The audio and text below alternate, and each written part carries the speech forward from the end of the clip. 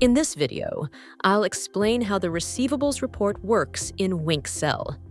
Once you are logged in, look for the Accounts option in the menu Items, and then the Receivables Report, which indicates all the payments we are to receive from others, like customers, insurances with the option to sort the data using the filters at the top.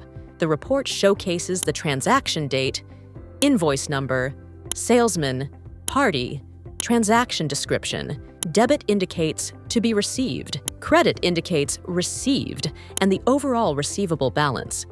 You can also export this report in Excel to present to the owner or the partner.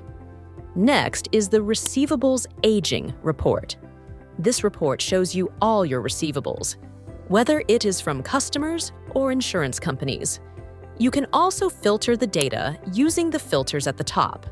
The report shows the name of the party that owes us the money, the total amount receivable, the total amount received, the standing amount receivable, and the aging of receivables. Shows how many days the dues have remained unpaid.